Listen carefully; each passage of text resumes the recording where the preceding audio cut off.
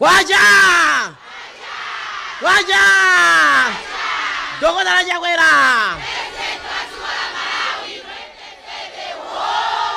Chabwino pano timira pa 2030 wo, koma pano patitsi pangakuti beyond 2030. Amene atsogole mu chaka cha 2020 ameneyo sazakhalanso presidential candidate mu chaka cha 2025, koma amene anali running mate mu chaka cha 2020 ndi amene azakhale presidential candidate mu chaka cha 2025. Izi zilimo mu agreement imeneyi, ndipo tinatero kuti agreement imeneyi tisayinirana kapena kuti mgwirizano umenewu ndi wa zaka 10, ndipo Dr. Chakwera ndi ine tisapotana kuti wina akhale president zaka 5 kenako winanso akhale president zaka 5. We need your resources, we need your intelligence, we need your time, we need your everything. We want Malawi Congress Party to stay forever. And if we want it to stay forever, we have to continue sacrificing. Ine ndimati ndinene pano kuti alipo kunjako akusirira lero akanakhala aliwo pano kuti kamakhati zoti alipo pambuyo pa akusirira akanakhala ali muno. Amene akudwala mimba kunjako apitirira kudwala because ifeyo we are here to stay. Ndipo tikamakhati samakhale modzikayikira because Bible limanena kuti chimene tamanga pasi pano kumwambaso chimamangidwa ndi chiticho chomwecho. Ndeife pano tikumanga kuti 2025 president wathu Chakwera zimenezo zimene tamanga muno palibe wina amene amasule ife tamanga zitizo zomweso. Ndimapempha kuti ngati ena akuona kuti izi nzofunika kusintha kukambiranako kukwena kuti kuchitike monga amene tinakambirana nthawi imene timapanga mgwirizano. Lero ndizochititsa manyazi zomvetsa chisoni zokhumudwitsa kuti tufuna tiyambe kutukwanizana kunyozana, ena azipanga zokula mtima kapena tiyambenso kugendana kumamenyana kumene pa zinthu zimene zinayamba mwamtendere. Chipani cha Malawi Congress Party chamva zomwe analankhula mtsogoleri wa chipani cha UTM Right Honorable Dr. Saulos Klaus Chilima lero lachisanu pa 1 July 2022 zokhudzana ndi mgwirizano umene MCP ndi zipani zina udalowa pa 19 March mchaka cha 2020. Pakanali pano timafuna titsindike kuti ngati chipani tilibepo zolembedwa zina zilizonse, mgwirizano una uliwonse kapena mapepala ena aliwonse amene akukamba zokhudzana kugawana matemu au president pakati pa anthu awiriwa a president Dr. Lazarus Makape Chakwera komanso achiwiri wawo Dr. Saulos Klaus Chilima. Tinapanga mgwirizano wathu wa UTM ndi MCP ambiri amene ankalimbikitsa anali azibusa. Tikazafika tsiku lonena kuti m'Malawi muno tisiye kukhulupirira azibusa ndiye tisiye kunena kuti ndi dziko lopa Mulungu. Chifukwa azibusawo timanena kuti men of God. Mgwirizano wathu tinapanga kuchokera kuupangiri wa anthu azipembedzo, kupatulapo anthu ena amene anali okhwima nzeru pa zandale, ena ama business. Choncho ngati ena akuona kuti zimene tinagwirizana zikuyenera kuti zisinthike, palibe vuto, anthu mumakhala pansi ndi kukambirana. Ife tikafika pamalo zaka minimum ndi 31 ndiye kuti abwera pano wa president tikhala 31 amene mukayikira bwerani tijoineni. 2020 mobwerezanso ambiri amabwera kundiuza ineyo kuti ndizichepetse. Ndinanena lachisanu lapitalo kuti kuzichepetsa kwa ine kusasanduke lero kupusa yayi. Pozichepetsa amene ankandipempha amene amabwera ku nyumba kwanga ku area 10 enanso ndi atchule mayina pano: Honorable Lowe, Mr. Max Kalamula, Mr. Manuel Trindad, Honorable Berekanyama namwali anzima onse mumtendere. Ena mwa amene amabwera kumanena kuti tipange mgwirizano umenewu nthawi yoti nkanena kuti dzichepetseni kusogolo kuno tiyang'ane za dziko. Lero kudzichepetsa kwathu kusaoneke ngati kuti ndife anthu opusa kapena ife ndife anthu osokoneza. Palibe chimene tasokoneza, palibe kupusa kwina kulikonse kumene tapusa. Ndiye ngati anthu afuna mgwirizano usinthe anene. Ine ndavomera kuti pa Malawi Congress Party akakumana pa August pano nkuvomereza kuti dzina langa likakhalenso pa ballot ine nkayima.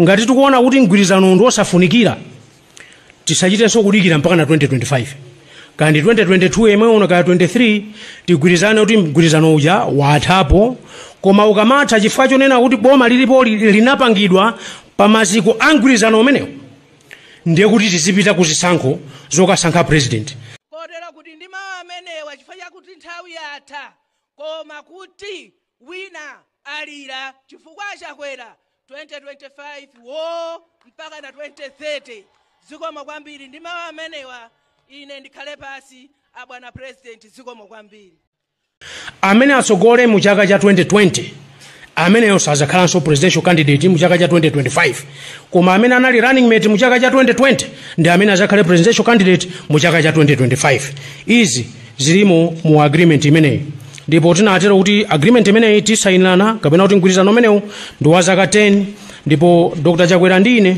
tisapotana kuti wina akhale president zaka 5 kenako winanso akhale president zaka 5 ife tikafika pamalo zaka minimum ndi 31 ndiye kuti abwera pano wa president tikhala 31 amene mukayikira bwerani tijoineni ndimapempha kuti ngati ena akuona kuti izi nzofunika kusintha kukambiranako kukuena kuti kuchitike monga amene tinakambirana nthawi imene timapanga mgwirizano lero ndizochititsa manyazi zomvetsa chisoni zokhumudwitsa kuti tifuna tiyambe kutukwanizana kunyozana ena azipanga zokula mtima kapena tiyambenso kugendana kumamenyana kumene pa zinthu zimene zinayamba mwamtendere timafuna tinene ichi a president ndikulankhula ngati secretary general wa chipani osati ngati ndunaye bwana ife sitilola kuti apezeke munthu wokusokonezani ngati tikuona kuti mgwirizano ndi osafunikira tisachitenso kudikira mpaka na 2025 kandi 2022 yemwe uno kaya 23 tigwirizane kuti mgwirizano uja wathapo koma ukamatha chifukwa chonena kuti boma lilipo linapangidwa pa maziko a mgwirizano umenewo ndiye kuti tizipita ku zisankho zokasankha president ine mfuno nena chinthu ichi kuti mpando umenewu sikupasa munthu ayi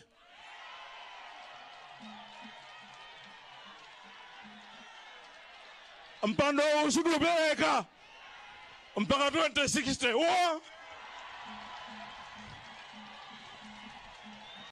tinapanga mgwirizano wathu wa UTM ndi MCP ambiri amene ankalimbikitsa anali azibusa tikazafika tsiku lonena kuti m'malayi muno tisiye kukhulupirira azibusa ndiye tisiye kunena kuti ndi dziko loopa mulungu chifukwa azibusawo timanena kuti men of God mgwirizano wathu tinapanga kuchokera ku upangiri wa anthu azipembedzo kupatulapo anthu ena amene anali okhwima nzeru pa zandale ena amabizinesi choncho ngati ena akuona kuti zimene tinagwirizana zikuyenera kuti zisinthike palibe vuto anthu mumakhala pansi ndi kukambirana I told Malawians kuti mukasankha boma eli musankha mavuto musankhe chilukoko and remember University of Lincoln in August 2018 at the graduation there when I made a speech I said quote that was 2018 I could see I said that if Malawians are not careful one day evil will rule this country and Malawians will be held hostage.